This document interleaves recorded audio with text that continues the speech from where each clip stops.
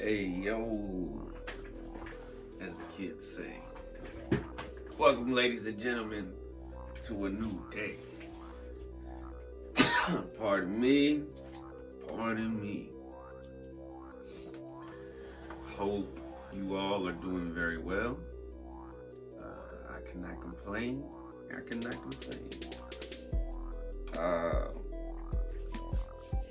Friday podcast with Chris Chaos in the building. It's been a good month. It's been about a month since I last saw you guys. It's been a little shaky. I mean, not shaky, but so like last week we recorded 2 episodes of the Odd Pod, 2 full hours, and I forgot to get the audio files from Vino. Because for us, I think it's been helping that since we're so far away from the camera, we use an iPhone like near us for the mic, and then we use my camera for the video. So I can't upload those yet. And then I just checked my car's oil this morning. So the funds are kind of low because this check was kind of low because my dumb ass missed a lot of days last month. My dad's gonna help me. My dad works with cars sometimes, so he's pretty good with cars. A lot better than me. He has mechanic tendencies, so he's gonna help me change the oil. Probably Sunday. So I'm grounded in a way, not like in trouble, but I'm not gonna drive my car in fear, in risk of damaging the engine or something, you know. More in the middle. Look at that little halo. So there's that, right? I've been trying to make some moves to get out of debt. So a major move was changing my diet, right? Because fast food is more expensive. Because I mean, I was eating fast food, breakfast, lunch, and dinner, and I couldn't afford that. So I kept getting credit cards over the years. Fuck credit cards. I was supposed to say a bad word first, but we're not making money yet.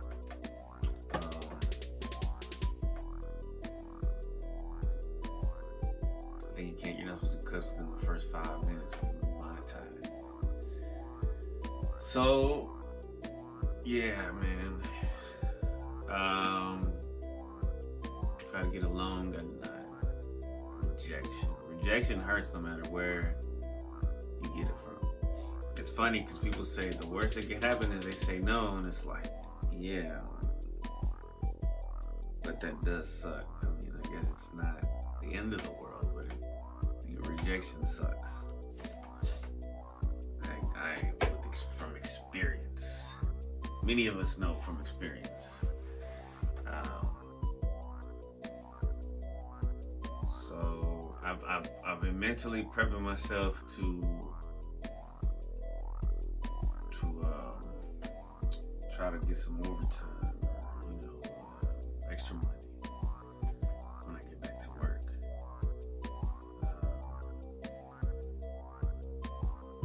Getting another job right now, I don't know if it benefits. I mean, this is probably gonna be my last summer not working, because I feel like next summer I'm probably gonna work summer school if available. It's usually available, and I usually deny it. But I need the money, man. I gotta stop being lazy, you know. Now I gotta. 35-year-old Chris has to take care of what 25-year-old Chris started. Probably even earlier.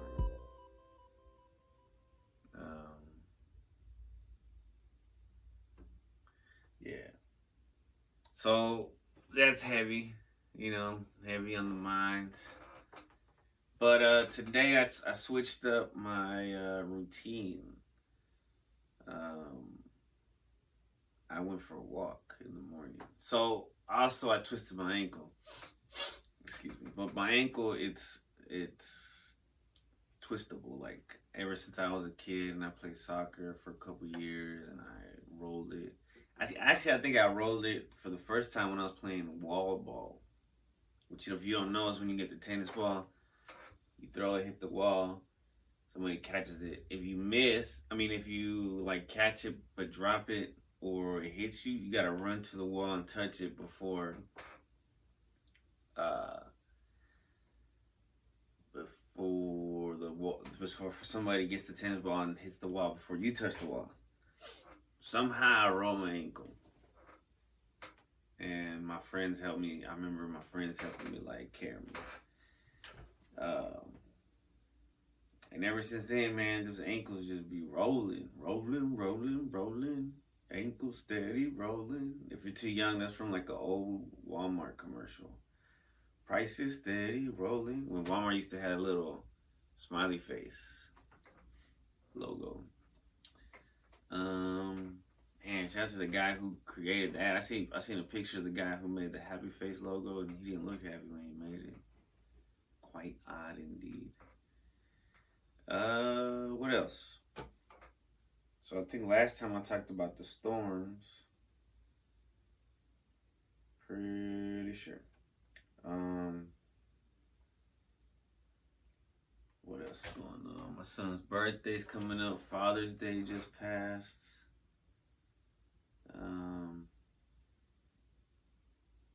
I wish I could throw my son like a big ass party.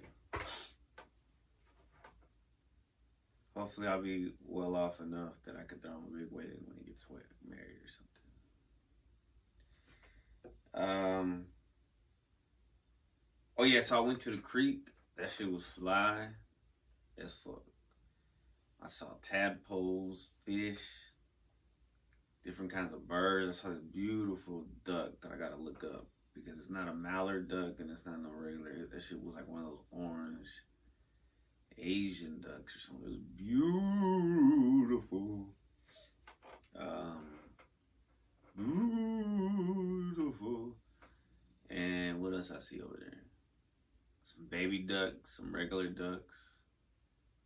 There's different kinds of tadpoles. Bugs, of course, different kinds of dragonfly. Man, nature is so important because a lot, like from the beginning of this summer break, I'll just wake up and be working on something on the computer or watching a video or, or doing something that's not going outside, especially in the morning. Since I'm already used to getting up in the morning, and my ankle, I need to, walk it out. So walk it out. Sorry, I'm definitely on the spectrum of something. Yeah. So other than that, man, it's been pretty good. Took my son to the dentist. Kind of had a little anxiety in that situation. I'm the only dad in there. It's all moms and grandmas. They give you all this paperwork, and as a dad, if you're a dad, you understand. It's like, well, it's a sensory overload. You get in there, all the windows are fucking open, and it's just. But I was able to, calm down and make the best. Make my son laugh and be funny.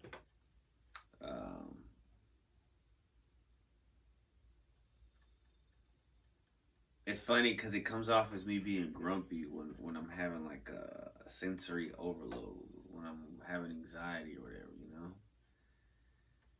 I gotta be mindful of that. But I try to explain it, but everybody's different. All right. Random questions. Oh, like my sister one of my sisters, my baby sister. So when I was a kid, I used to jump on the bed, as many do. And my aunts from Mexico would come watch me. Well, my aunts from Mexico would come visit, and then they would watch me while we were at home, while my parents would work. And so because there was an in-between time. When my dad would go to work, my mom would get home. We were latchkey kids. You know, the system designed that for us to get into shit. Because most of the time, my aunts weren't there. Anyway, I used to act like a monkey sometimes, and they're like, "Why are you acting like a monkey?" I said, "Cause I'm a monkey." Man, when you're a kid in a Hispanic family, Mexican family in particular, and you do something or say something, or you got chubby cheeks when you're little, or anything, just you don't get to pick your nickname. My nickname is Monkey. So, my stepsister, no, my half sister, call me Monkey too. I mean, that's how they refer to me. But it's very cute. Super cute. Look at that. That's the cutest shit. And it kind of looks like me too. Alright. Random question. Sorry, I didn't mean to interrupt. Just gotta go somewhere up here with my son. My son made me a happy father. This is a Father's Day card too. Yo. Alright. Number 1426 from 3,000 questions. Again, they're not in order. What was the brand of your first ever cellular device? It says cell phone, but I like talking. Nokia. It was the ones that when you went to the mall, the kiosk, you can buy like the fake Louis Vuitton and a different cover. Oh, I'm so nostalgic about changing the cover on your phone. Like, you could change the numbers too. You would get a pack and they would just, and sometimes they were cheaper than others, and so it wouldn't work good, but some of them were nice. Like, I had a Louis Vuitton one. It was fake Louis, obviously, but the case was nice. And I threw that phone, you know, because I was in love when I had that phone, 15, 16, 17, so anger issues, don't know how to process sadness or being hurt. So and that phone, if you know, you know, that phone is a beast. Nokia, shout out to Nokia. What are your 3 favorite internet sites? Not those guys. Alright, YouTube, obviously. Shout out to YouTube. The growth and support from YouTube. I feel like it's an amazing platform that can be used for good. Obviously, it can be used for bad. There's some censoring, but you can't have everything. You know what I'm saying? If there wasn't some censoring on, it could just get crazy. So it's a private-owned business. You can't control what they decide to do. That's why I recently invested in another dumb purchase, but a memory thing, right? And I'm making payments on that like a dumbass. And I downloaded all the Odd Pods and the Friday podcast and the Two Guys, a Girl in the podcast and the Harry Potter podcast, all that podcasts, because you never know, YouTube could just take them down or keep them, or you know. And I want my original copy so that I know that I have the original copies. All right, so YouTube, shout out to YouTube.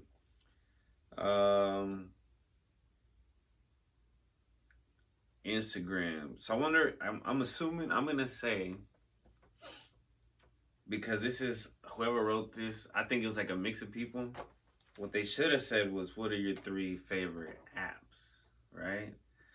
Because Instagram, yeah, it's a website, but I use it on the app. So we got YouTube, Instagram. What else? YouTube Music is part of YouTube, so we're not going to say that's a different one. It's a different app, though. So if I was doing apps, Google.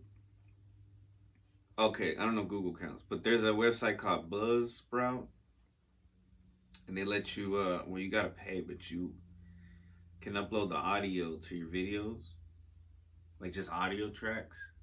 I'm slowly doing it because I can only afford to pay like $20 a month on it. But I'm uploading the audio so that it can be listened to on Spotify. I wish I would have known about it before. That way I would have just, as soon as like a new episode comes out, drop it on Spotify. But it's all good.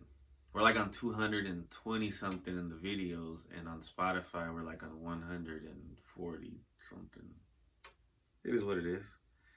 So Buzzsprout's dope. I guess that's good. Do you have a pair of favorite blue jeans? Describe them. I mean, I got three pairs of jeans, Levi's. I got dark, light, black. Um, they're all Levi's. The black is okay. They're kind of slim fit, slim cut. I like them.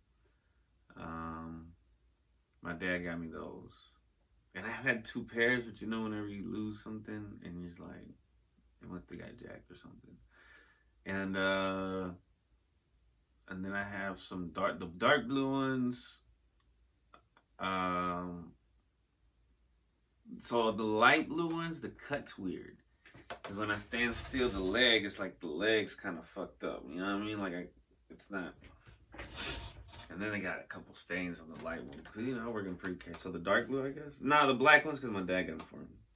What is standing between you and one of your biggest dreams? Fear. Self-doubt. Anxiety. What profession do you respect? Almost all of them. What profession do I not respect? Maybe is a bit easier question to answer. I mean, that's every profession. I respect it. Like, do I respect the pimp? Is that a profession? I don't know. It's easy to say I respect the prostitute, right? But is that a profession? I guess in some states it is. In some countries, I respect every profession. If you're trying to get money for your family. If there's a profession of stealing or something, I don't respect that shit. Like if you're a professional stealer or professional, I don't know, something negative like that. Well, I don't know, like the big bankers and shit, you know, the ones that run the Fed. Have you ever been the recipient of a practical joke? Not an elaborate practical joke. Shout out to Sal Volcano from Impractical Jokers. He just dropped a special called Terrified on YouTube. Going back to YouTube, it allows, you know, people to put up their specials when other platforms won't purchase them or won't make a fair deal. Practical joke. I was always trying to do jokes on people. I was the jokester. So like I would hide for like 5 minutes behind a door and wait for the best time to just boo, scare the shit out of my sister. And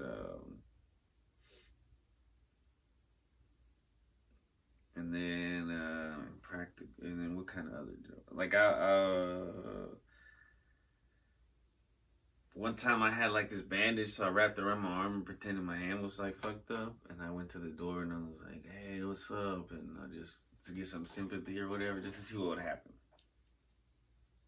And I got it. Have you ever ate something you've dropped on the floor? If so, what? Man, sometimes my dad drilled into me that, well, one thing he said, once it touches the floor, the devil touched it. It's done. That's what I don't know where he heard that. I don't know where the 5-second rule came from. I think it depends on the floor. When was it most recently cleaned? And can the food be cleaned? You know what I mean? Like if it's a grape that I dropped on the kitchen floor and I just swept and mopped recently, you know, I might wash it and eat it.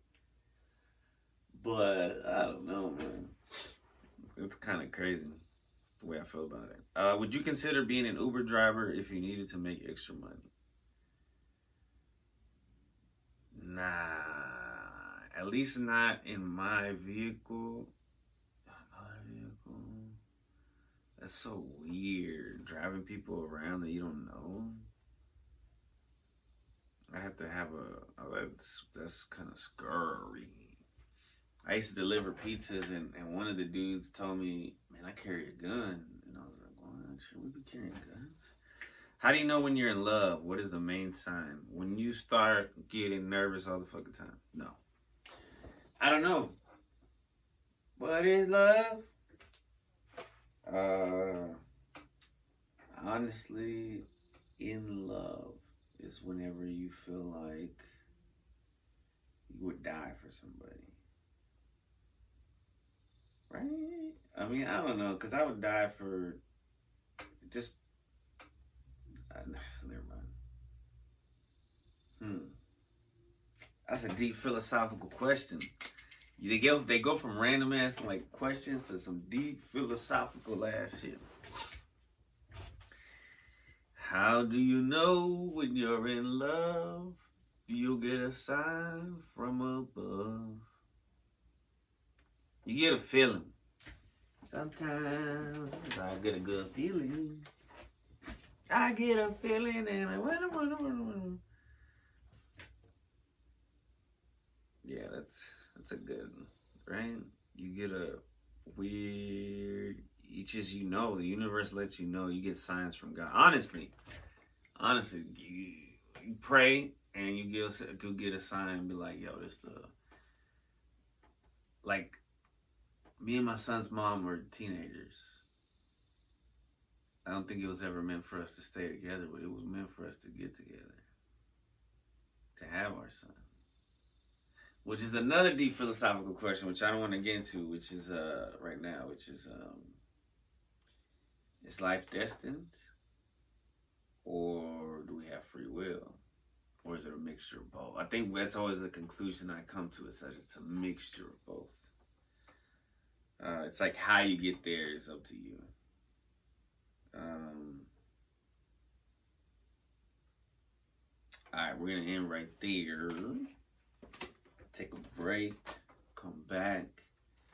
Do some spirit animals. Now we're not gonna do them. You know what I mean? We're gonna talk about something.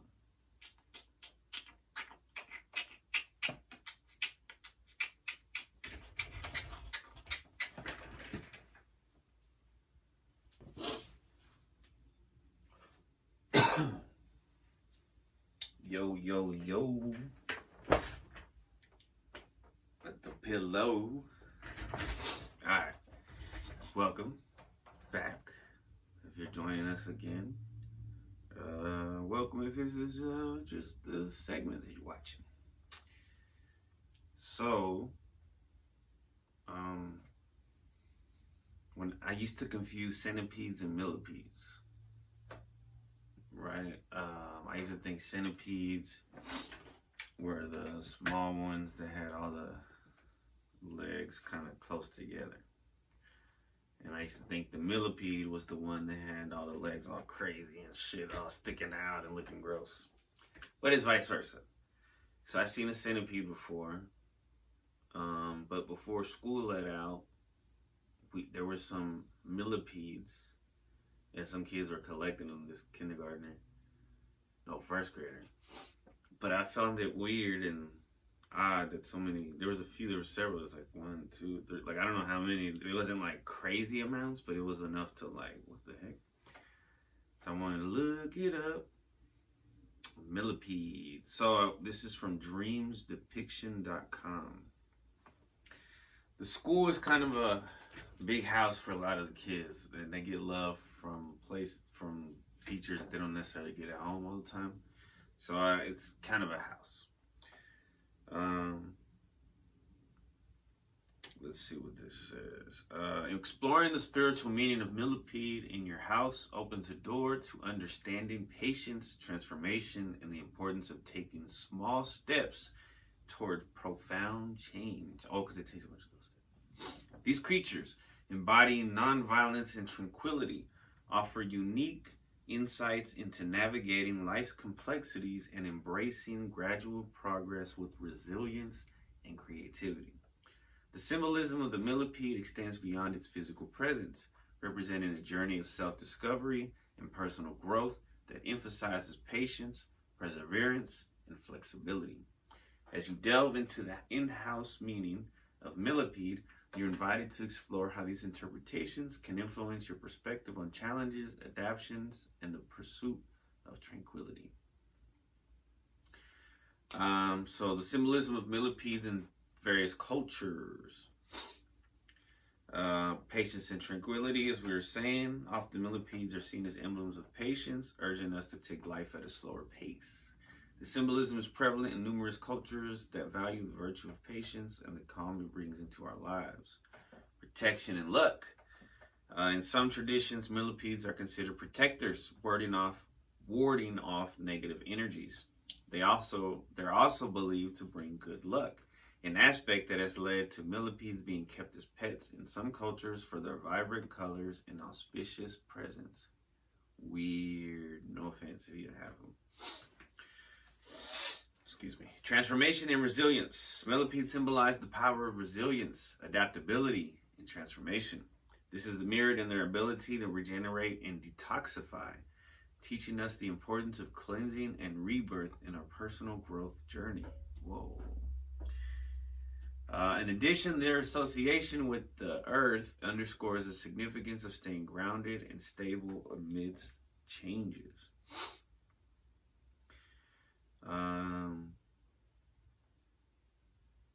Maybe you might have had a millipede in your dream. I'm gonna go ahead and read that. Patience and emotional overload, not overlord. Millipedes moving slowly in dreams remind us of the virtue of patience and the need to manage our emotional burdens with grace. It's a nudge to take life one step at a time, ensuring we don't become overwhelmed by our troubles. Creativity and resilience. The presence of millipedes may also herald the emergence of creativity and resilience within us. These dreams encourage embracing our creative outlets and finding innovative solutions to life's hurdles, all while maintaining a resilient spirit. Spiritual journey and growth. Encountering millipedes in dreams can symbolize the ongoing journey of spiritual and personal development. Whether the interpretation leans more positive or negative often depends on the context of the dreams. For positive aspects, dreams of millipedes might signal a period of cleansing when unnecessary burdens are being removed from your life, or they may highlight the slow and steady progress you're making in your spiritual walk. Slow and steady like a turtle. Negative connotations. Conversely, these dreams might alert you to hidden surprises or enemies, indicating that something intended for your growth could be turned against you.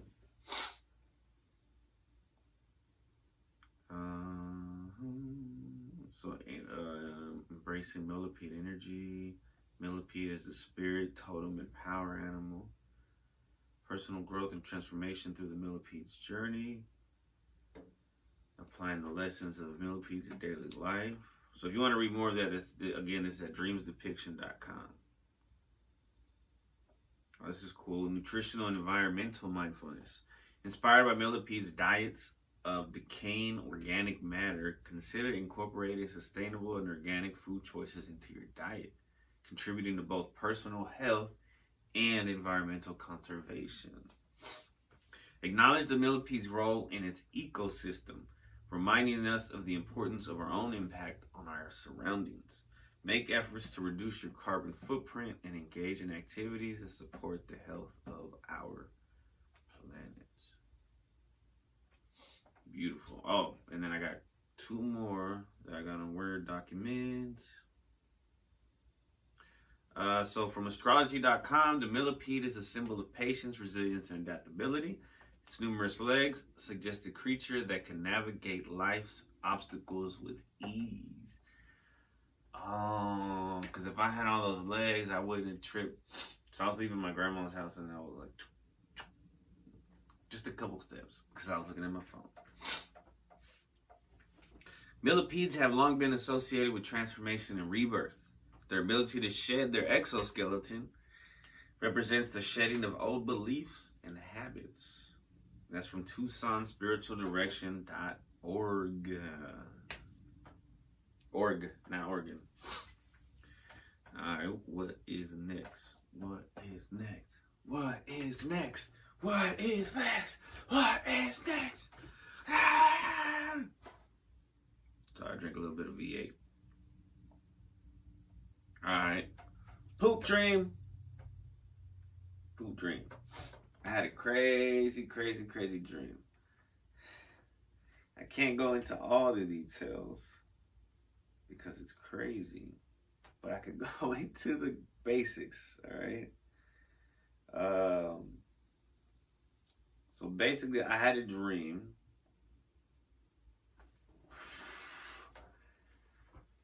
where I accidentally pooped on somebody, but it wasn't like a shark, right? It was a fucking turd. And he was with a girl, and the girl, she's like, "Why'd you take it?" And I was like, "I don't know." And then she threw it out the window. Bro, that was a weird dream. All right, so I looked it up. So the sleepdiary.com. Let's see. Oh, the AC is coming on. You might hear some extra air. You may or may not care. Okay, so what does it mean when you dream about poop? Dreams about poop are actually pretty common. And while there are a lot of different interpretations of what dreaming about feces could mean, there are a few themes that seem to pop up most often. Letting go of negative emotions or experiences. One common interpretation is that dreaming about poop is a way of your subconscious mind trying to process and let go of negative emotions or experiences. This could be anything from residual anger or sadness from a past fight with a friend to unresolved trauma from a childhood experience. Repressed anger or frustration. In some cases, it may even represent repressed anger or frustration that you're currently holding on to in your waking life. If you're someone who tends to bottle up your emotions, this dream may be a sign that it's time to let them out. Another interpretation is that dreaming about poop is your brain's way of trying to make sense of something that doesn't make sense. This could be anything from a confusing situation at work to feeling out of control in your personal life. In some cases, it may even be a way of processing information that you're not ready to deal with. Some people also interpret dreaming about poop as a sign that you're about to make a major change in your life. This could be anything from starting a new job to moving to a new city. In some cases, it may even be a sign that you're about to end a relationship. One popular interpretation is that dreaming of poo means money. This may seem like a strange association, but many believe that it's based on the idea of shitting money. In other words, when you dream of poop, it symbolizes wealth and abundance. So if you've been having some naughty dreams lately, don't be alarmed. It just means your bank account is about to get a little fuller. Please, Lord. I'm not even playing. Is dreaming about poop good luck? There's no question that dreams about poo can be pretty strange. But what does it mean when you dream about this bodily function? Is it good or bad? Interestingly, obviously, there's no definitive answer. Different cultures have different interpretations about dreaming about caca. In some cultures, it's considered good, while in others, bad. So what does dreaming about poop? And I also think take in consideration how you feel in that moment. So I ain't even feel embarrassed, though I should have felt embarrassment. Because I've felt embarrassment in dreams before, I think. Definitely, because I've been naked before in dreams in public places. I'm like, holy fuck. I'm trying to cut my dick and balls and cover my asshole at the same time.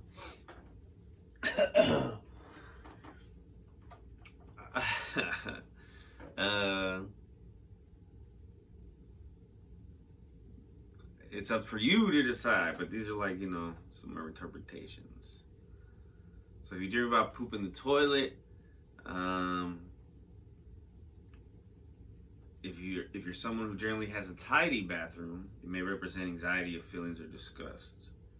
If you're someone who is struggling with bowel movements, the dream may be a manifestation of that struggle, obviously. In some cases, dreams about poop can also be symbolic of alleviating stress or anxiety. For example, if you have been holding in your feelings for a long time, dreaming about finally letting go and relieving yourself may represent the release of those pent-up emotions. No matter what the interpretation, dreams about poop and toilets are generally not considered to be positive experiences. Dream about poop on the floor. Poop on the floor symbolizes feelings of anxiety or insecurity. Uh-oh, we're getting close to mine. This could be based on recent events in your life that have left you feeling unsettled or uncertain. The dream may also be a reflection of actual physical sensations of discomfort or unease. If you have been feeling unwell recently, this may be your body's way of alerting you to the fact. But the dream may also be a way for your subconscious to process and release negative emotions, such as fear, anger, or sadness. In this case, the dream may serve as a cathartic release that helps you to feel better in waking life. Dream about poop everywhere, just in case, you know. Again, this is from sleepdiary.com. One possibility is it symbolizes some kind of emotional cleanup that needs to happen in your life. Perhaps there are some issues or feelings that you need to process and let go of. But it could also be a sign that you're feeling overwhelmed or bogged down by something in your life. The dream may be prompting you to take a step back and assess the situation. English is such a weird language. And assess the situation that you can make some changes and lighten your load. No pun intended. Lately, I mean maybe. Probably a ton pun intended. Lately, it's also possible that the dream, is a reflection of your current physical state. If you feel constipated or backed up, that's what your subconscious may be trying to tell you. All right, so poop on hands. The poop is on your hands. Now, it wasn't on my hands. It was on my partner's, my girlfriend's hands, whoever this chick I was with. If the poop is on your hands, this could indicate that you are taking on too much responsibility and need to let go of some things. It could also mean you have done something you are ashamed of and are trying to wash away the evidence. As well as with all dreams, however, it's important to consider your own personal associations and emotions in order to interpret the dream accurately. Pooping in public symbolize embarrassed, exposed, vulnerability. Maybe you're holding something in.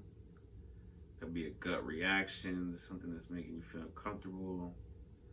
Poop on the face, you can look that up. Drooping about poop, baby. Poop with bugs, stepping on poo, bird poo, dog poo. All right, so check out the sleep diary for more poo stuff and other stuff, but I want to keep going. Okay, so here's practicalpie.com.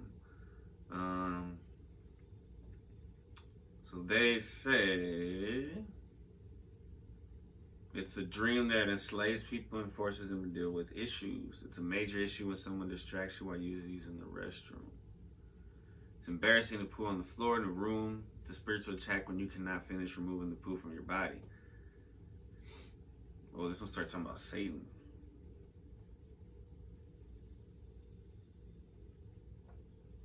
This one's a negative one.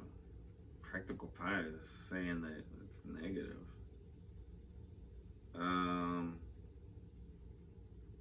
But let's see. I don't like the negative aspects. You know what I mean?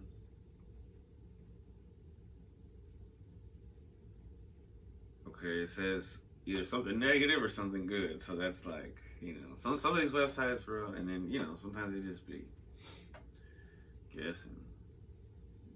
Seeing someone throw poop at you in your dream. This is the one I like. Financial success. If you're cleaning poop, it says, then that could mean money. Strength and assistance.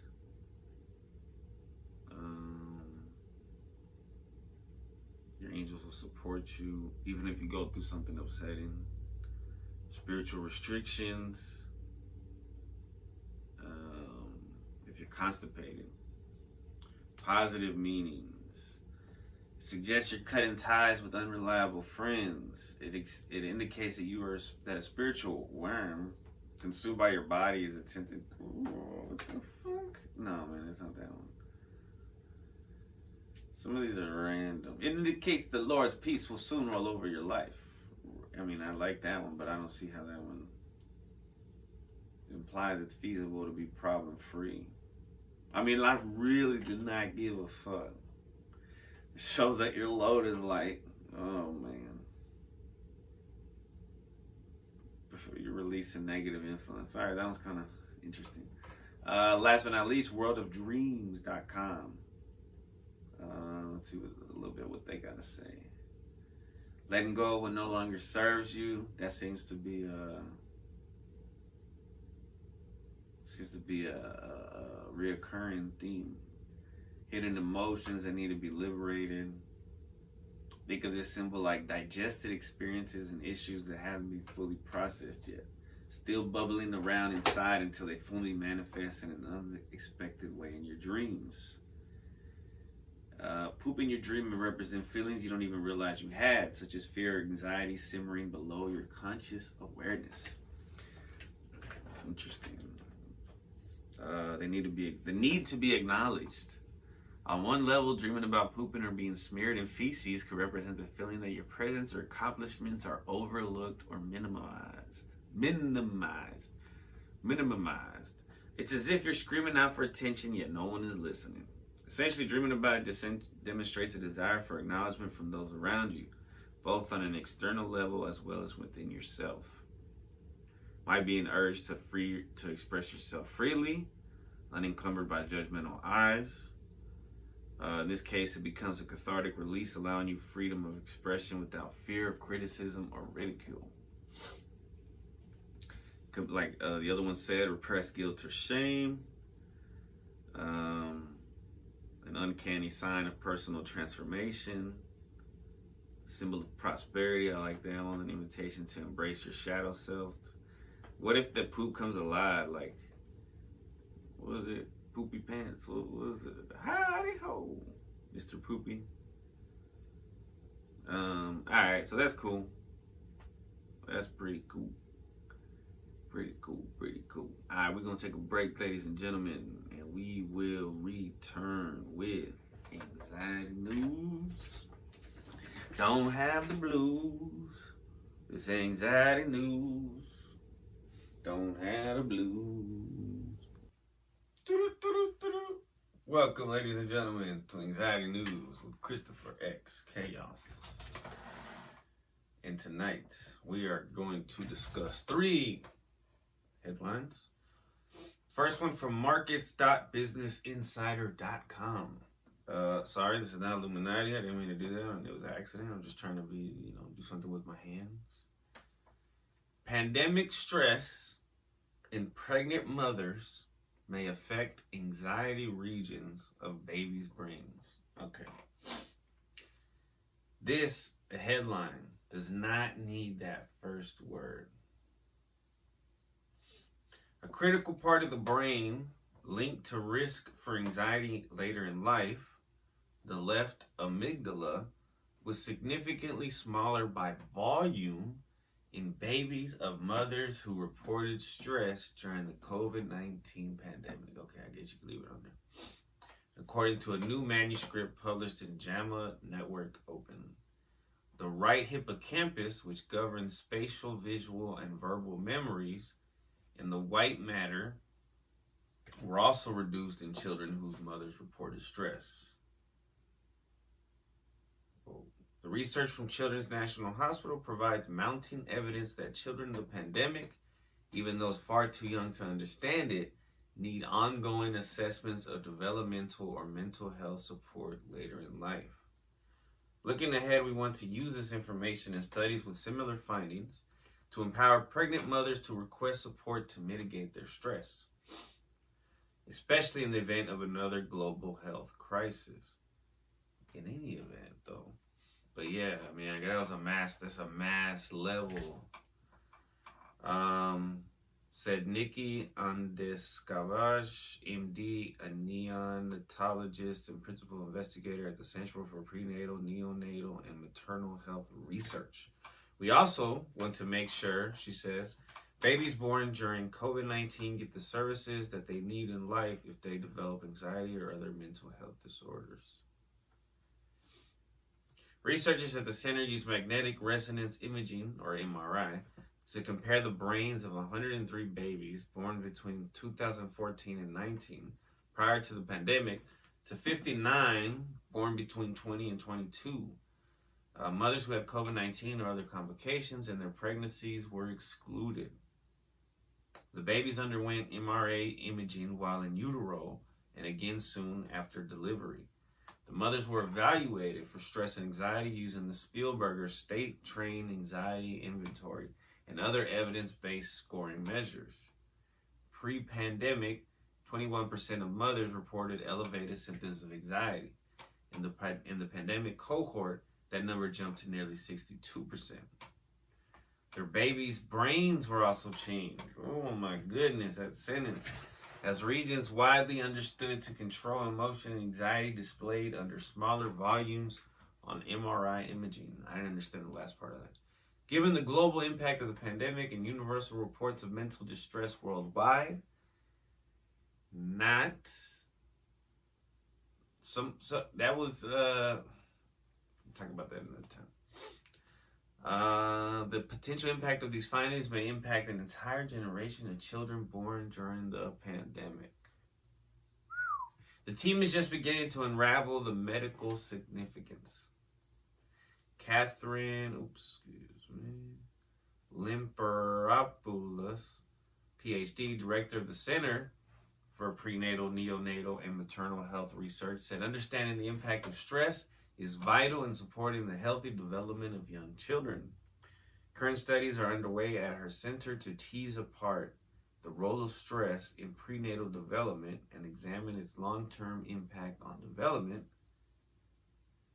including cognition, behavior, and mental health. We all know that being pregnant can be quite stressful, and there are certain times of collective stress that can provide us windows to understand how the body and mind manage it. Dr. Limperopoulos said.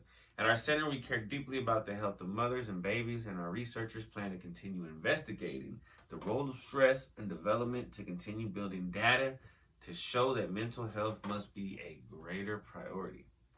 This study, Prenatal Maternal Psychological Distress During the COVID-19 Pandemic and Newborn Brain Development, was supported by the National Institutes of Health, the Intellectual and Developmental Disabilities Research Center, and the A. James and Alice B. Clark Foundation. You can read the full study in JAMA Network Open. Check out Business Insider for more of that. That's crazy, though. Crazy. I don't know why it's on Business Insider. All right. Next. Sleeping pills ruined my life, a man says. Or a woman, or somebody, a human, a soul. And my GP didn't warn me. From MSN.com. Okay, it's somebody named Anna. She says she was first prescribed temazepam, a benzodiazepine, often used to treat insomnia, about 10 years ago following the death of my mother. At the time, I was going through all the emotions of grief and hadn't slept properly for nearly 2 years. It made it impossible to function at work. My mood was deteriorating, and I was becoming increasingly depressed and irritable. At the beginning, it worked. It was never a restful sleep, but it was better than 30 minutes per night, which I had been getting. Yet my GP, I don't know what that is, general pediatrician, never mentioned that this drug should only be taken for 2 to 4 weeks, or warned of the potential dangers that I would later encounter. After about a year on temazepam, everything changed. I began experiencing a whole constellation of neurological symptoms. Intense panic attacks that would leave me clinging onto the corner of the sofa in terror, anxiety, paranoia, surges of adrenaline rushing through me, and anger. My body felt like it was in a constant state of fight or flight, and I developed agoraphobia so severe that I was incapable of leaving the house. When I explained my symptoms to my GP, I was diagnosed with PTSD and prescribed a second benzodiazepine called diazepam, better known as Valium, to manage the anxiety attacks. I've since learned that it's not advisable to prescribe 2 types of benzodiazepines, as this can cause neurotoxicity. Taking both temazepam and diazepam for the next year, I developed even more physical symptoms. Oh, man. My insomnia returned with a vengeance, and I started experiencing pain across my whole body. I couldn't even bear to wear clothes as my skin felt like it was burning, while even my hair hurt when I turned my head. I developed sensitivity to light, sound, and smell. I lost 2.5 stone. I guess this is somebody from Britain. In weight because I couldn't eat. Or somebody from Europe. While most terrifyingly of all, I began developing these neuropathic sensations of bugs crawling over my body. It was like a never-ending horror film. I gotta look up what half a stone is. Half a stone measurement to American. Okay, not to American. I know that's not correct, but let's see what it says.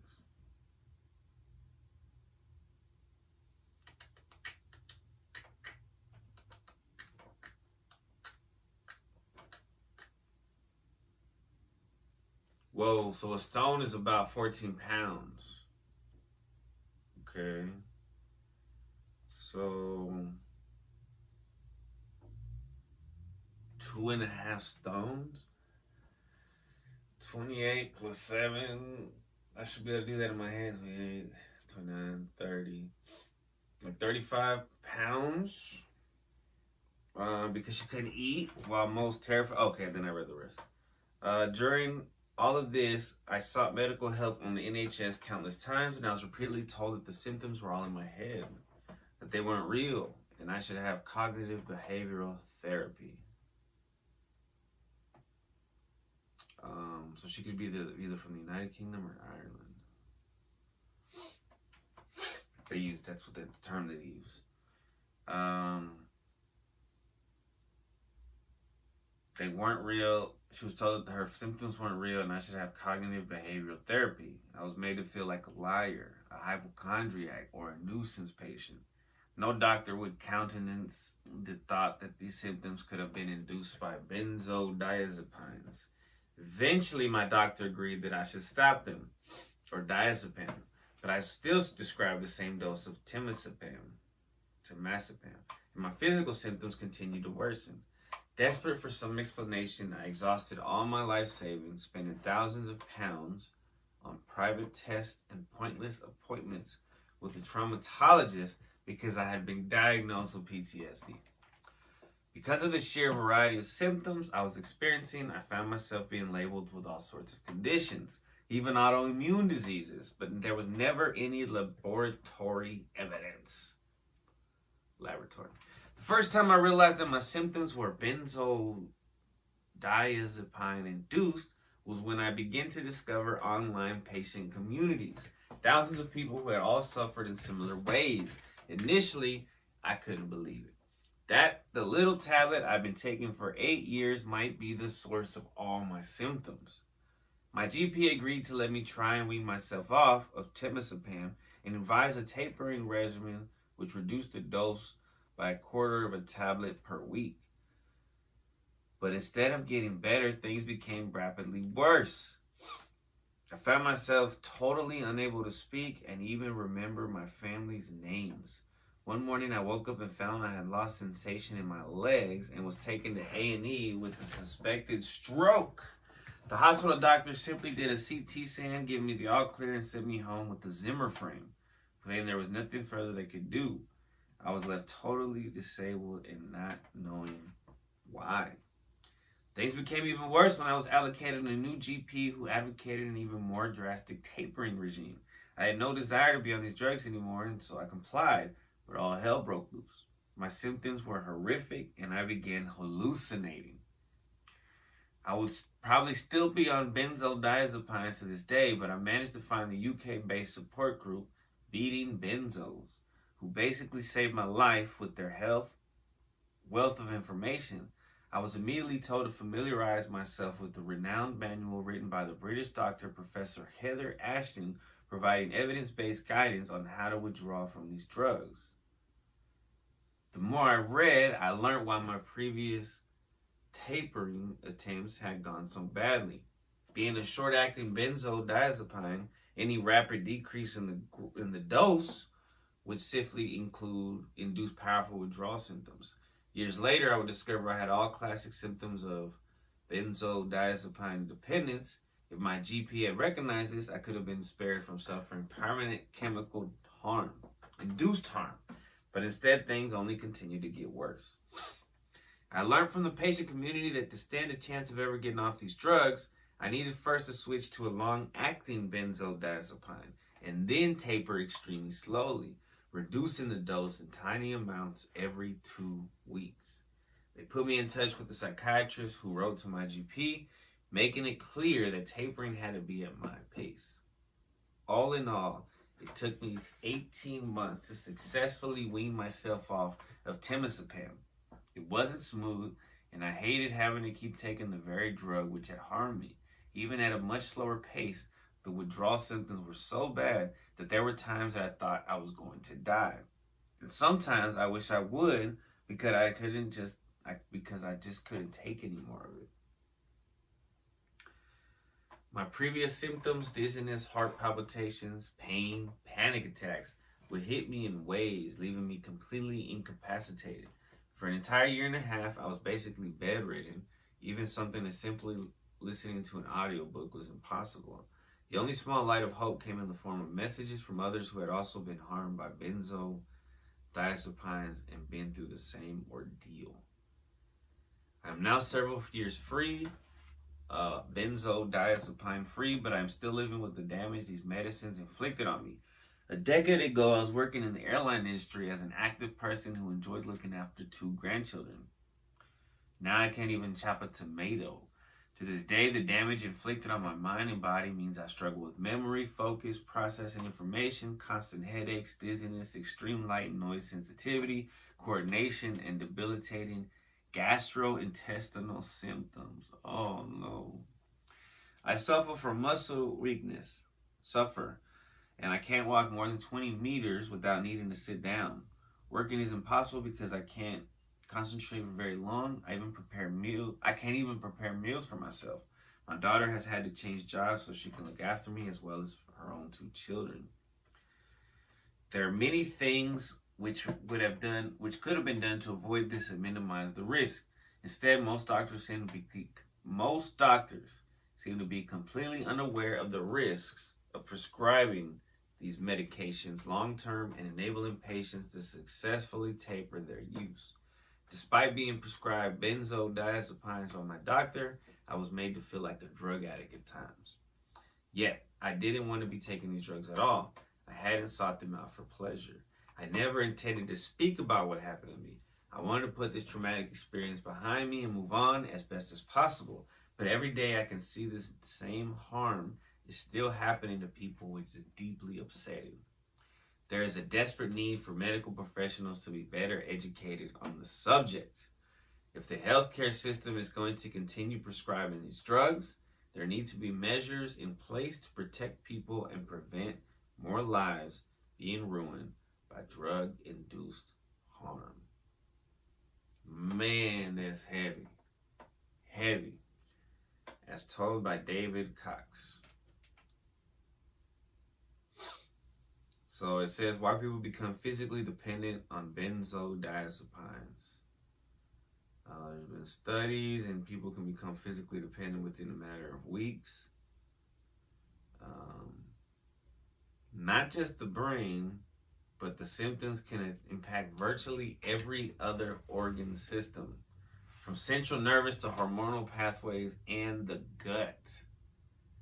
Bro, benzos. Anyone who takes benzodiazepines for more than 2 weeks can have trouble with withdrawal effects when coming off of them. People can develop anxiety and panic, sometimes for the first time in their lives. Even people who are prescribed the drugs for reasons other than mental health symptoms. They can experience headaches, sensitivity to light, tremors. They can get tremors, shakes, muscle stiffness, and many other complaints. For some people, they can get tolerant to the drugs. The drugs have less and less effect. They can even get withdrawal symptoms in between doses. That's crazy. There's very little knowledge about long-term effects because the studies which were published by the drug manufacturers were generally only conducted for 12 weeks, he says, and this is why GPs are so uninformed about the long-term harm produced by the medicine itself. It leads to a lot of unnecessary spending on investigations, brain scans, and specialists because GPs don't appreciate the long-term effect of these drugs. Is a GP a doctor? I want to know what that is. It's a general practitioner or a family physician. Damn, that was heavy. That's heavy, bro. Sleeping pills ruin her life. Benzos. Wow. That's crazy. Crazy. I'm going crazy, crazy, crazy, crazy, crazy. Thinking about you, baby. Alright. Whoa. Hopefully this is a little lighter.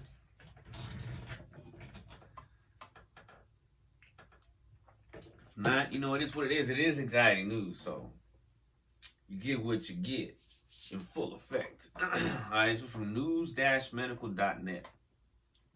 High-fat diets triggers anxiety in male rats through gut-brain axis disruption. A recent study published in Biological Research investigates the impact of a high-fat diet on gut microbiome diversity and its subsequent effects on the expression of brainstem serotonergic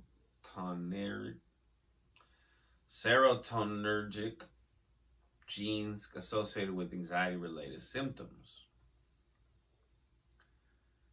Previous animal studies have shown that high-fat diets induce, which we're going to call HFD, induced obesity increases neuroinflammation. That means brain inflammation. That means brain swollen and anxiety-related behaviors. Although the underlying mechanisms responsible for the effects of a HFD on anxiety-related defensive behavior responses are not completely understood, a strong link with modified microbiome gut-brain, or MGB, axis signaling has been established. HFD, high-fat diet, modifies the microbial diversity, composition, and abundance of the gut microbiome. These alterations invariably influence an individual's innate immunity, cognitive function, and inflammation state, thereby increasing their risk of disease. An imbalanced gut microbiome, which is also referred to as gut dysbiosis, alters brain serotonergic signaling.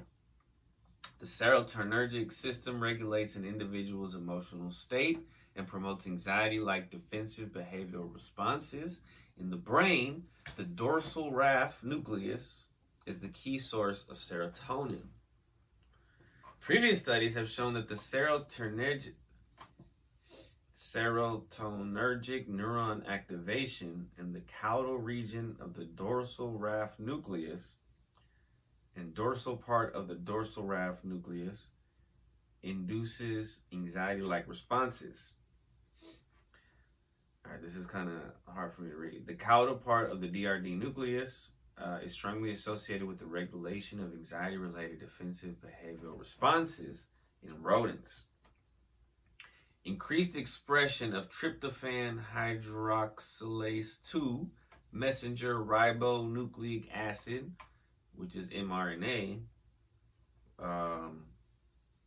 which encodes for the neuronal isoform of TPH, has been detected in depressed individuals who committed suicide. Increased mRNA expression of HTR1A and SLC6A4 genes has also been associated with anxiety-related defensive behavioral responses in rodents. So about the study.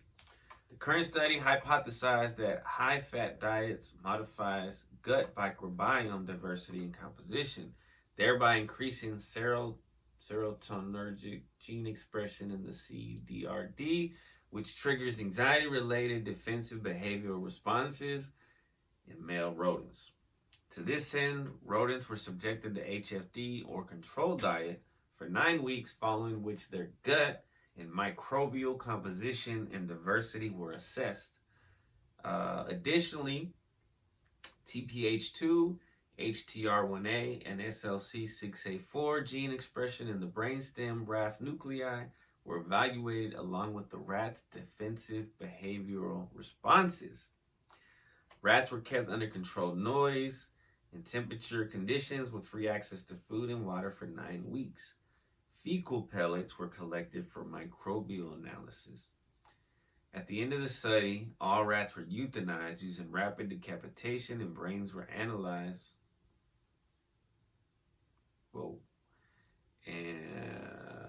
And analyzed using in situ hybridization histochemistry to measure TPH2, HTR1A, and SLC6A4 mRNA expression. Pontomesencephalic reticular formation, median RAF nucleus, and B9 serotonergic cell levels. Adipose tissues were also collected to determine the effects of high-fat diet on adiposity. The findings, as compared to controlled diet, high-fat diet consumption impacted serotonergic gene expression in the pontine, and all those things, the pontine RAF nuclei and midbrain, as demonstrated by increased TPH2, HTR1A, and SLC6A4 mRNA expression in some regions of the DR. I forgot what DR stood for. The dorsal RAF nucleus. Moreover, increased serotonergic gene expression can lead to serotonergic projections to forebrain anxiety circuits. These findings strongly suggest that high-fat diet triggers anxiety-like behavioral symptoms in rats. Furthermore, as compared to controlled diet, high-fat diet caused obesity, which was associated with reduced alpha diversity in the gut microbiome. Although dissimilar gut microbiome composition was observed in high-fat diet rats relative to controlled diet rats, significant changes in gut microbial diversity were also observed in controlled diet rats across life stages. This observation implies the importance of life stages in microbiome community structure. A relatively lower abundance of Prevotella and Lactobacillus, as well as higher levels of Blautia, were observed in the gut microbiome profile of high-fat diet rats as compared to controlled diet rats. The high-fat diet also increased the Firmicutes/Bacteroides ratio relative to controlled diet, which has been associated with obesity. Furthermore, a positive correlation was observed between the FB ratio, the Firmicutes, Bacteroides, adipose index, and final weight in high-fat diet rats. Prevotella is a beneficial bacterium that is present in high concentrations following the consumption of a fiber-rich diet. Previously, a high abundance of Prevotella was negatively correlated with SLC6A4 mRNA expression in the CDRD. Therefore, a lower abundance of Prevotella may promote stress-like conditions due to increased SLC6A4. I know that's a lot of stuff, a lot of jargon, but basically, what it gets down to, let's read the conclusion and then I'll conclude in layman terms. The current study highlights that 9 weeks of exposure to high-fat diet impacted gut microbiome diversity and composition, which influenced serotonergic gene expression in the brain and caused anxiety-like behavioral responses in rats. Now, the reason they use rats is because rat brain and our brain are so similar. It's weird. Taken together, it's like God made rats so that we could study ourselves without having to study ourselves.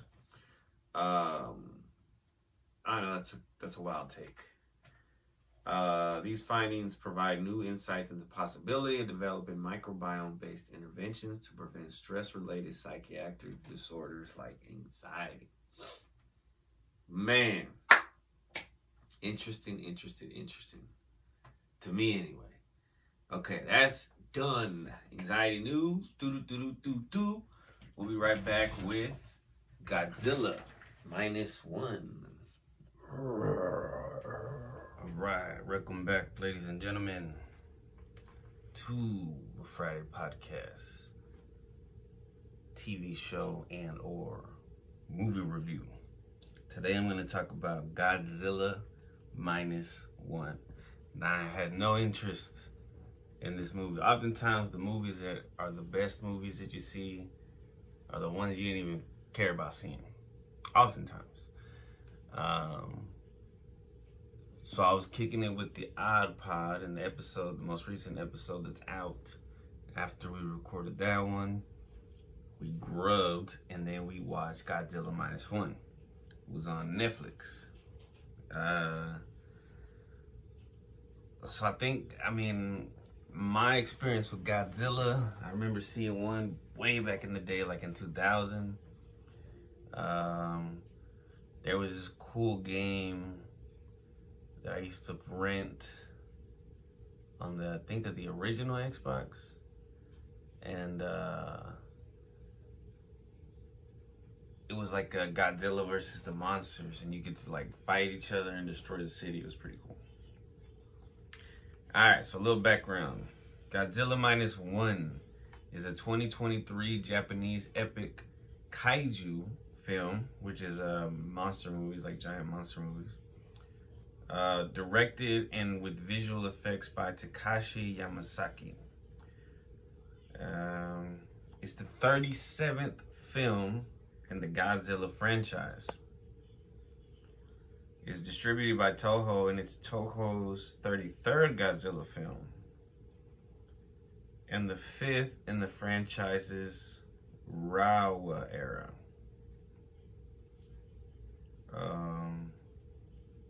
Which I don't know what that means. We should look that up. The Reiwa era, which is 2016 to present.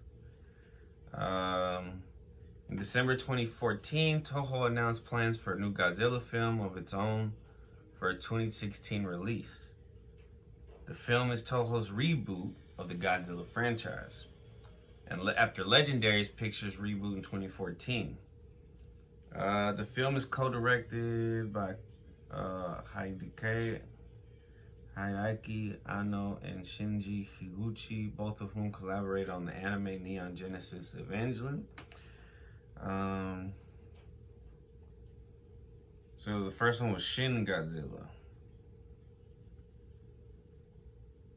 And then in 2016, they did a trilogy of anime Godzilla films that were on Netflix, except in Japan, where they were given theatrical release.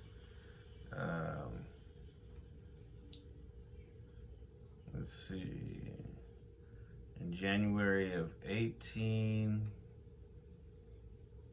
Toho announced its plans to invest 15 billion yen for the next 3 years, beginning in 19, to produce content with Hollywood and Chinese studios who have licensed Toho's properties, such as Godzilla, Your Name, and Pokemon.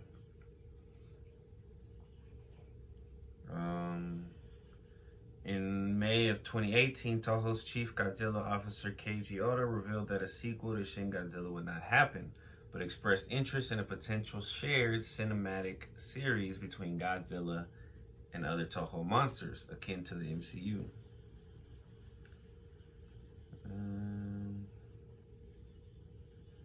So Toho Godzilla. So on November 3rd, 2022, during the franchise's 68th anniversary, known as Godzilla Day, Toho announced plans to release a new live-action Godzilla film, which is Godzilla -1.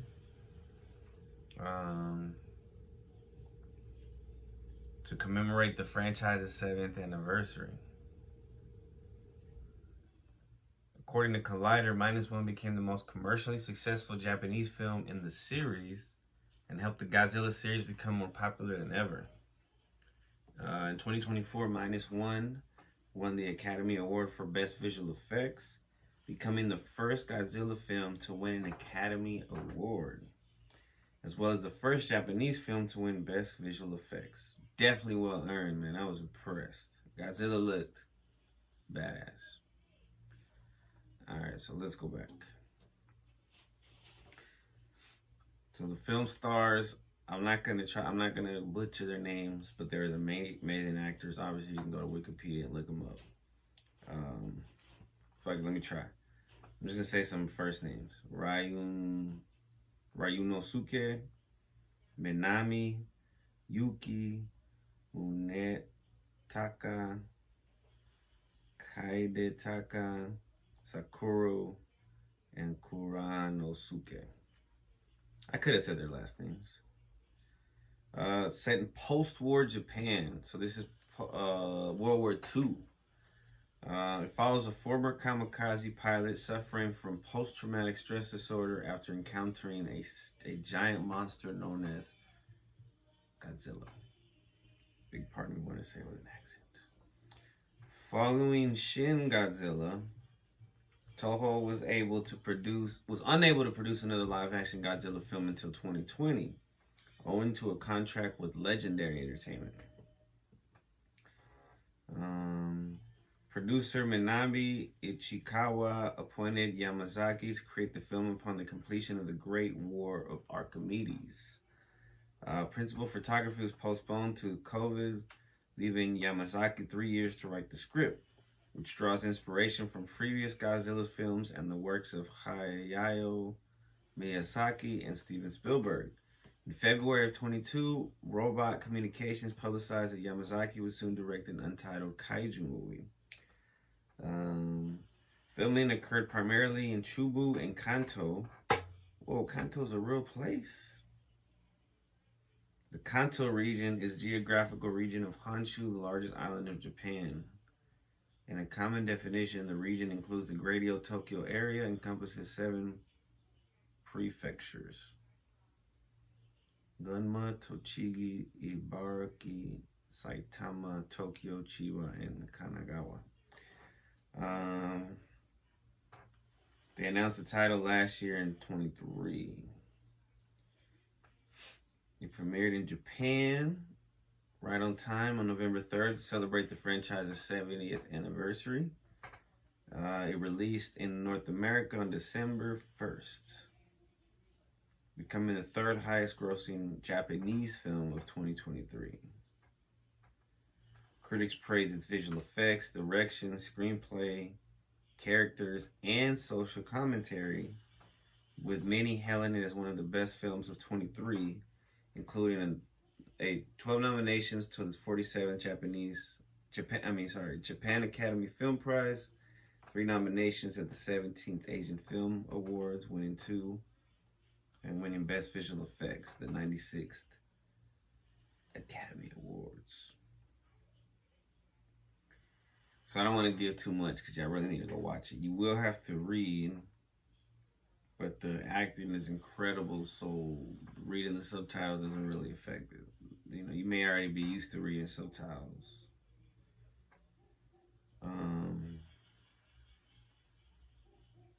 It was interesting. It was like surprising. You didn't know what was gonna happen. It was you feel good at the end, like a good movie should make you feel, despite the high costs of the events that happened in the movie. It was dope, and it was cool with the backdrop of world history, you know what I mean? Because it kind of adds to, like, oh, what if this was real? And because obviously, you know, most of us know that Godzilla is supposed to be like an off creation of the atomic bombs.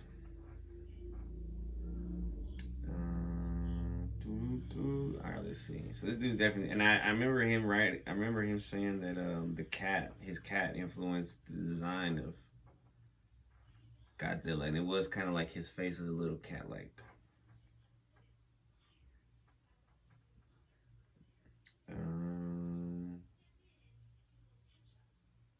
So the design of Godzilla, according to this, the design for Godzilla -1 is a variation of the one in Godzilla the Ride.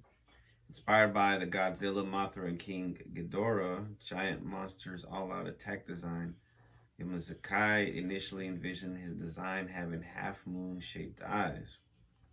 But modeling head Kosuke Taguchi gave it almond-shaped eyes instead, with the final design having golden almond-shaped eyes.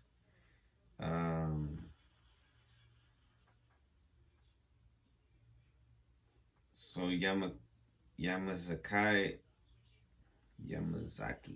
also elaborated that since the crew created this Godzilla in digital form, it allowed for much more detail than was possible with any type of handcrafted version.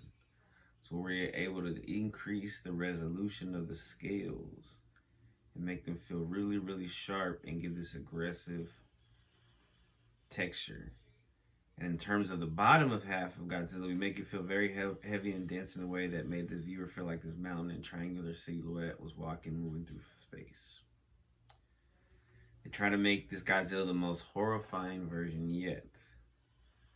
The crew designed Godzilla to be ferocious, violent, dynamic, with the static, godlike aspect. Its dorsal fins were made more spiky and ferocious than the incarnation in Godzilla the Ride, as if its regenerative energy had become disorderly. Yamazaki stated that the team also tried to make Godzilla the deadliest in history, adding that it's discerning today, experiencing the freshness and fear felt by audiences at the time. Yeah, they did make it feel like a new thing.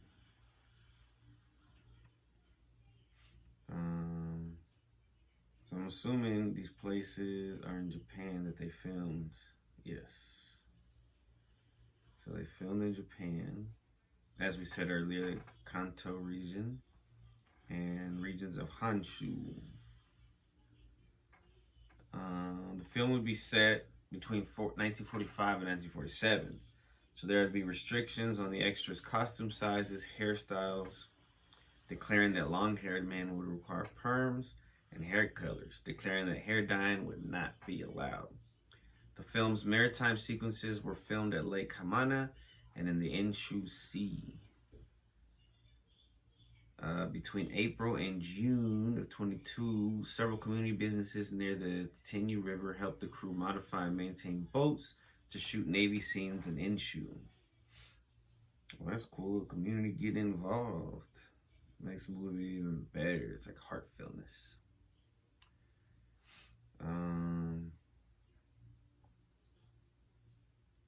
8 months were spent on creating the visual effects. Wow. A TV Shinshu special about Yamazaki released in 23 indicated that the team began creating the effects for the film in July of 22.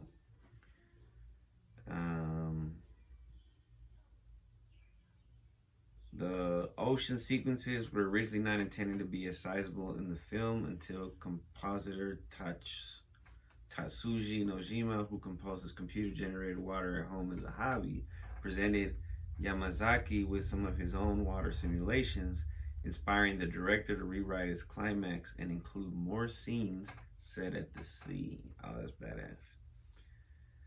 The team strived creating these sequences, especially Godzilla's destruction scene. Yamazaki reflected that it put a huge strain on all of our rendering engines, so we recreated so much data in the process that when we added it up, it was easily over a petabyte. In the end, we erased the data from the scene where it was done and made it while opening the hard disk. I don't even know what they mean. I think I kind of understand, but I kind of don't. So Yamazaki admitted to Shinji Higuchi, co-director and effects director of Shin Godzilla, that the film's destruction sequences and on-screen deaths were inspired by the Shibuya sequence in Gamera 3: Revenge of Iris. Higuchi had also directed that film's effects. Some of the characters present on screen during Godzilla's rampage were created using Houdini. I guess it's a program. Around 60 extras were 3D scanned to be replaced by digital duplicates. He also paid homage to previous Godzilla films by not using any muscle simulation for the monster, and employed miniatures to depict the post-war Tokyo townscape, which is a traditional Japanese special effect or tokusatsu technique. Oh, that's so cool. That's awesome. Music and sounds. Man, the music was good. The score was good. Godzilla sounded dope. I heard about this movie I think from Bobby Lee on Tiger Belly last year. And like I said, I never would have thought. Well, they released a black and white version in Japanese theaters on January 12th to 24th.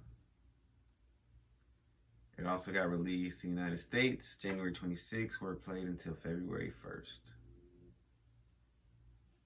Interesting. Yamasaki proposed that Godzilla's atomic breath should remain in color for the black and white edition, similar to how Akira Kurosawa's black and white crime film High and Low from 1963 features red smoke in one scene. However, this concept was rejected by the rest of the crew. In regards to the minus color version, the director said in a statement, "Rather than just making it monochrome, it is a cut by cut. I had to make adjustments while making full use of various mattes, as if they were creating a new movie." This version was also the last credit for producer Shuji Abe, who died on December 11, 2023.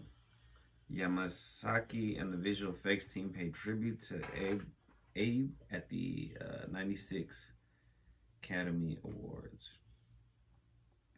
Damn, that's a good film to go out on, though. Box office. Whoa.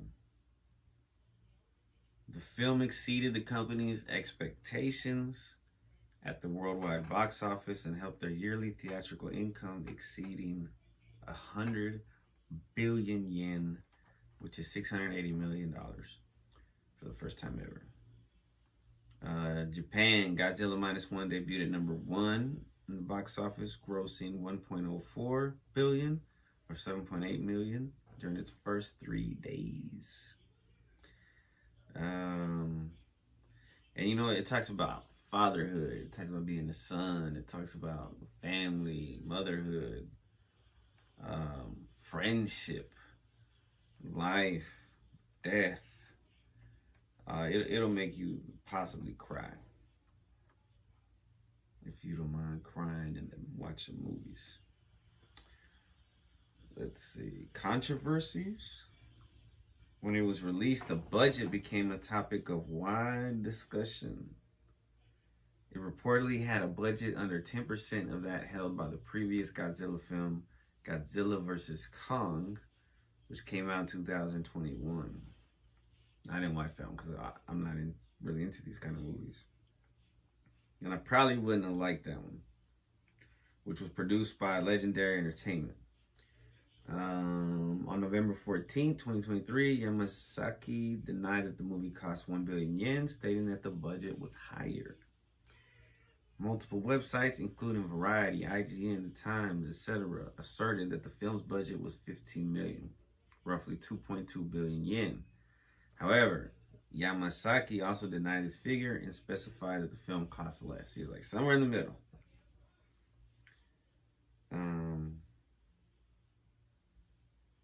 Yamasaki has refused to divulge the film's actual budget figure out of fear that everyone's going to want me to make a movie for that number.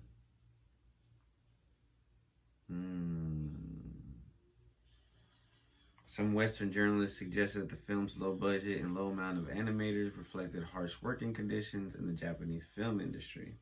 However, they were unable to prove direct evidence verifying that his crew endured such circumstances. Just haters over here, journalists, quote unquote. In South Korea, got a little bit of controversy. The Chosun Aibo reported that some accused the film of glorifying kamikaze pilots. with the scene where its protagonist, Koichi Shishima, rams his plane into Godzilla's mouth to kill the monster. South Korean viewers reportedly also attacked the depiction of Godzilla, believing its defeat to represent a mental victory for Japan because this monster symbolizes a nuclear weapon. Similar condemnations were previously made against writer-director Takashi Yamazaki for his 2013 film, The Eternal Zero, which also depicts a kamikaze pilot. I mean, it's a big part of the history. You know what I mean? So why ignore that? And then it was part of World War II, like. But I understand. I mean, it's probably still a sensitive topic.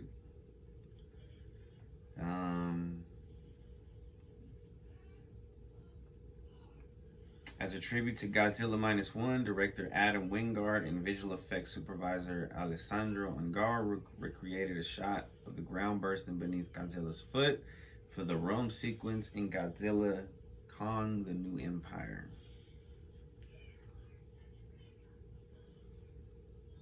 Many critics disapproved of Godzilla x Kong: The New Empire, believing that its human drama and visual effects were inferior to those in Godzilla -1. Regardless, the positive word of mouth Yamazaki's movie generated is believed to have helped Godzilla Kong achieve several box office milestones, including becoming the second highest grossing film of 2024. So because of how good he represented Godzilla, people want to see more of him. Very interesting. No discussions of a sequel.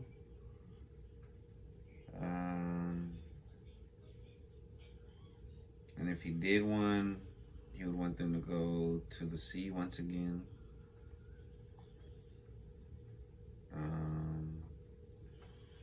That they'll take their time to produce another live-action Godzilla because they want great ideas, an excellent script, a talented director, and the right cast to work on it carefully.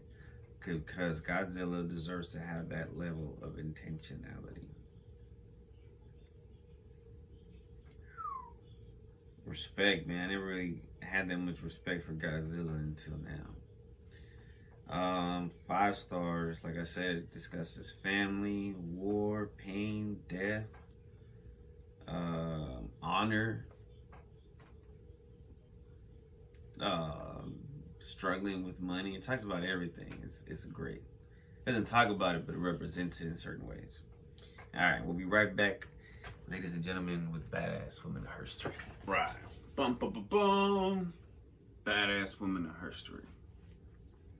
So I learned about this awesome, amazing person during Women's History Month, which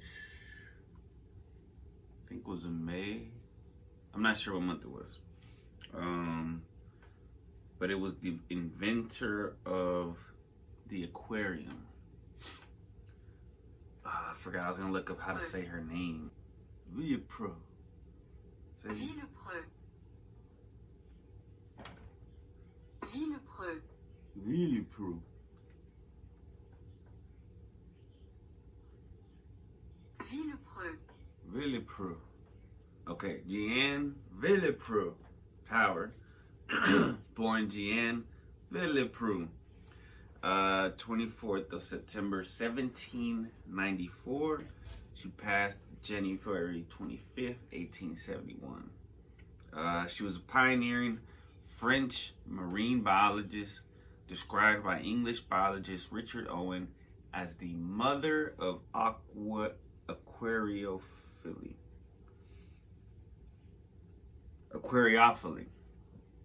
In 1832, she was the first person to invent and create aquaria for experimenting with aquatic organisms. An aquaria is just a fancy way to say aquarium. It's a vivarium of any size having at least one transparent side in which aquatic plants or animals are kept and displayed. Fish keepers use aquaria. Oh, I guess aquaria is the plural of aquarium. Use aquaria to keep fish, invertebrate, amphibians, aquatic reptiles, turtles, da da da da. So the systematic application of the aquarium to study marine life, which she created, It's still used today, obviously. We've all been to Sea Life. We've been to certain restaurants that have fish tanks and stuff like that. As a leading cephalopods researcher, she proved that the Argonauta argo produces its own shells as opposed to acquiring them. When you look up what this looks like, I'm going to put a picture of the, because he looks wild. I could just look it up in the, no, I'll put it later. We'll do some research.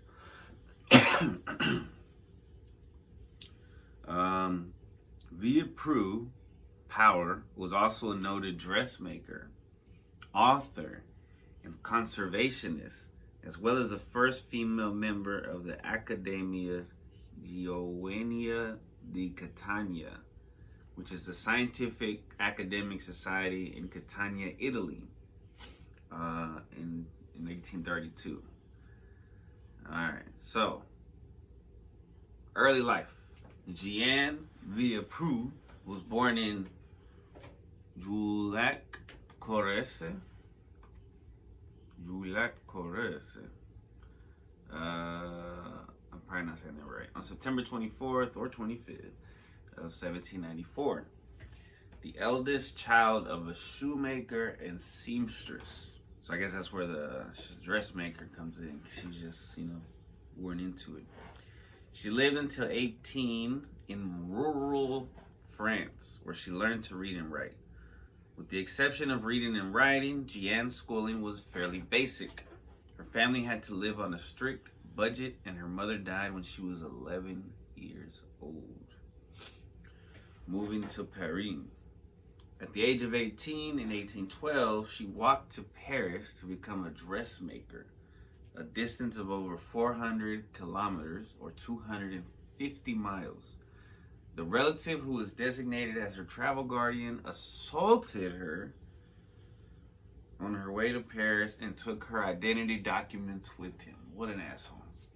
She had to seek refuge in an Orleans police station until she could receive new travel documents.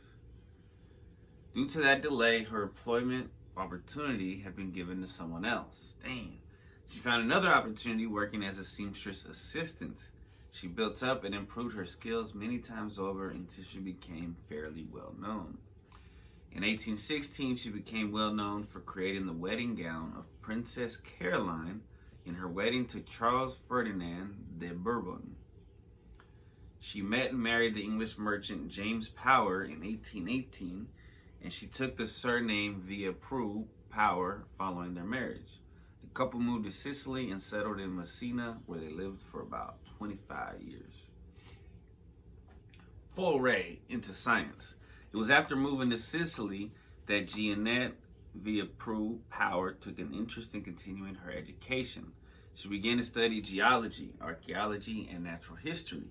In particular, she made physical observations and experiments on marine and terrestrial animals. She wanted to inventory the island's ecosystem and did so during frequent walks around the city.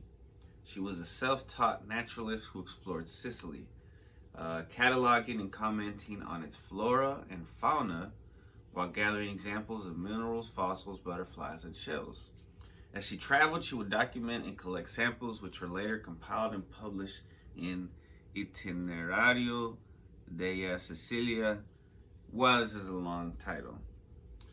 Riguardante tutti I rami di storia naturale e parecchi di antichità che esse contiene in guida per la Sicilia. Via Prue Power then began to make more intense study of cephalopods and other marine life, and was in need of a vessel that would allow her better access to observation over time of the same marine animals. While land animals could be observed somewhat easily, marine life was distinctly harder to examine. As such, she worked to develop a glass enclosure. Ultimately developed 3 working models to study live marine life in and out of the water. The first was the aquarium as we know it today. The second, glass surrounded by a case that was submerged in the ocean. The third, an anchored cage, also to be submerged in the ocean for larger marine life like mollusks. It was revolutionary at the time, and she was the first to record that some species of octopuses could use tools to pry open their prey's shells. Damn. In 1834, a professor, Carmelo Maravigna, wrote in the Giornale Letterario dell'Accademia Gioenia di Catania that via proved power should be credited with the invention of the aquarium and systematic application of it to the study of marine life. She created 3 types of aquarium. I already said that. We already said that. Her first book was published in 1839 describing her experiments called Observations et Experiences Physiques sur plusieurs animaux marins et terrestres. Her second book was published in 1842. I'm not even going to try to read the name. It has since been republished by the Historical Society of Messina. She also studied mollusks and their fossils. In particular, she favored Argonauta argo. At the time, there was uncertainty over whether the Argonaut species produced its own shell or acquired that of a different organism, like hermit crabs. Via proved powers work showed that they do indeed produce their own shells. As a groundbreaking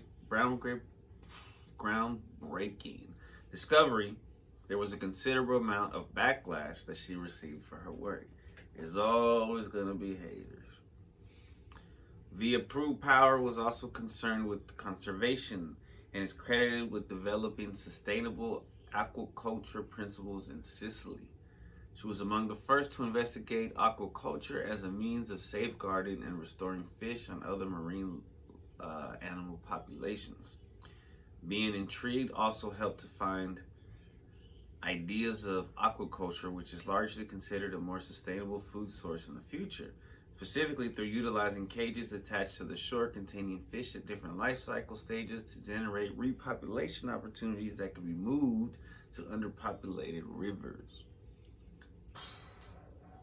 She was the first woman member of the Accademia Gioenia di Catania and a correspondent member of the London Zoological Society and 16 other learned societies.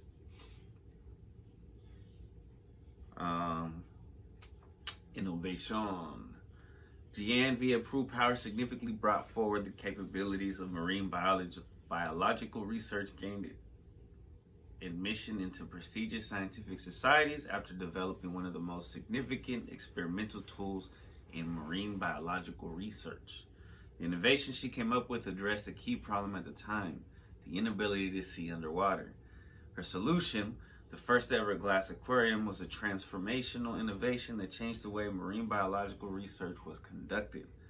Before it was created, studying marine species presented several difficulties for biologists.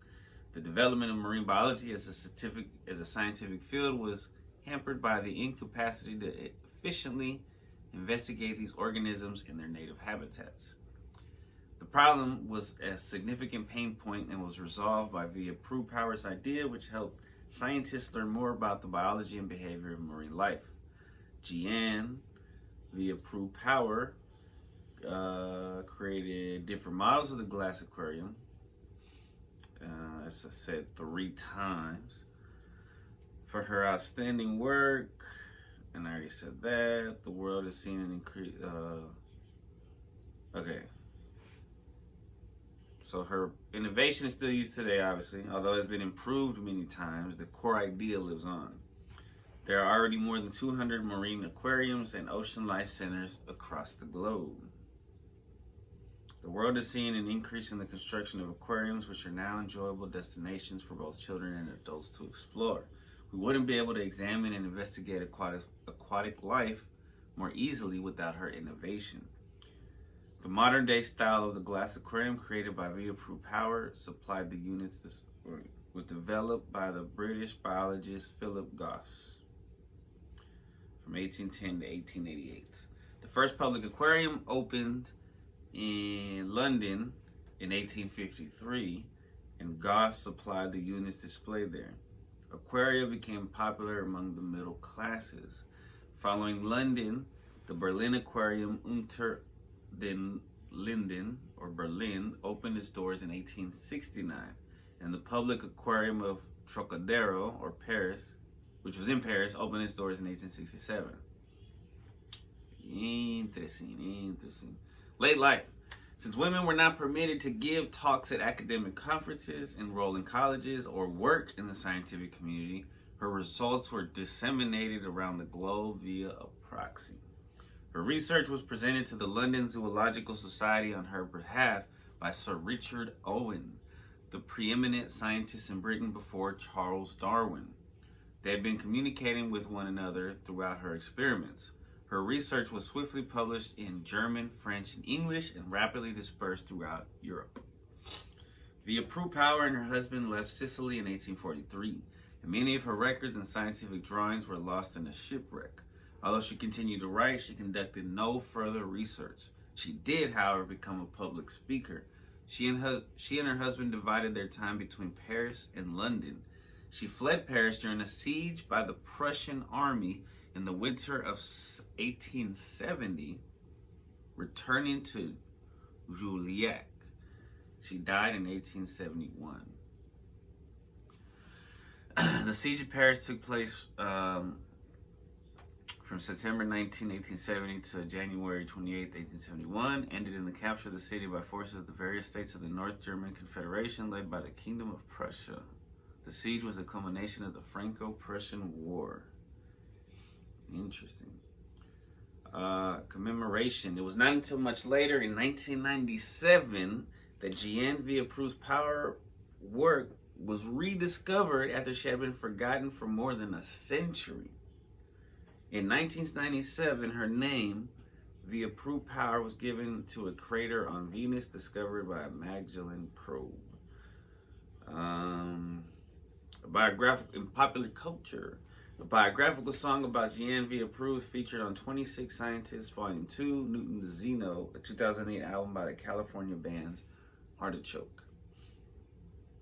I think they're the ones that on Breaking Bad, I think that's what the scientists that worked for Gus. Secrets of the Sea, the story of Jeanne Power, revolutionary marine scientist. A 2021 geographical picture book by Evan Griffith and illustrated by Joanne Stone, adapts the story of Jeanne's discoveries and legacy into an educational children's book. Incredible. Yeah, I mean, and there was the synchronicity is I went to the creek today and I was looking at the different little ecosystems because there's like certain parts under the water where the fish, when they noticed that I was walking nearby, they would swim under, right? Like under this rock. And I was like, then they got their own little ecosystem within the bigger ecosystem. And I remember they talked about this, I don't know, in elementary school, ecosystems. But you know, just, that's incredible, man. It's incredible, because I enjoyed taking my son to the aquarium and seeing fish, so that's pretty dope. Shout out to her. I'm glad they finally found her information. All right, I'm gonna pull up a beat. Hopefully drop some heat. And wrap this Friday podcast up real nice and sweet. Be right back.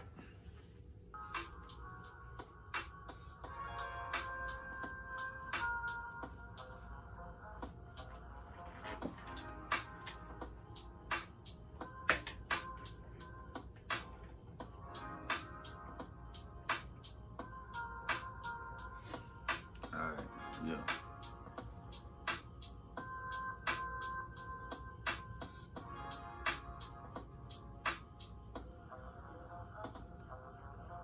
I feel higher than a cloud.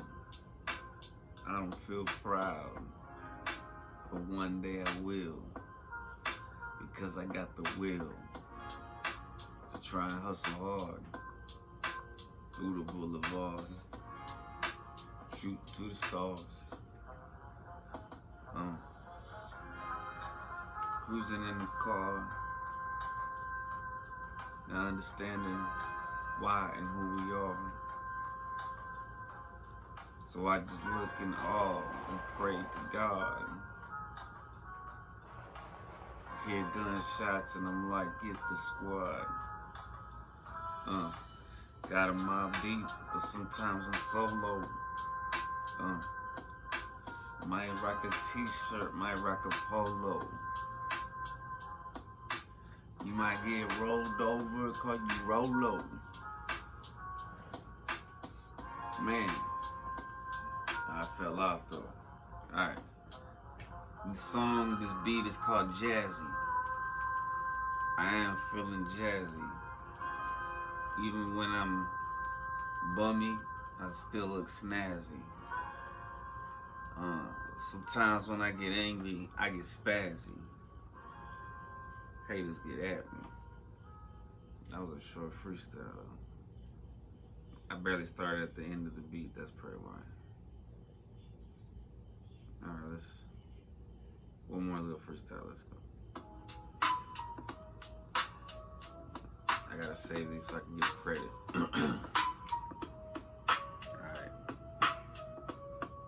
Alright. I'm looking at the man in the mirror. Why do I sense fear? I hold it so dear. My soul when it appears. Sometimes I drink beers. Most of the time I just smoke. I look up at the sky, pray and I hope that I ain't always broke. That I always have something to smoke. And I float and I discuss that life is not to be rushed. The truth is not to be hushed. We gotta fight the lust. You gotta find the trust. Even though it's so hard, even though it's so difficult. Gotta focus, make this money lyrical. I just made up a word. I should have said lyrical or motherfucking spiritual. I'm serial. So many words I could have said that was empty up in my head. It's okay, we about to make bread. Feds. Love y'all. See y'all next time on the Friday podcast. Peace.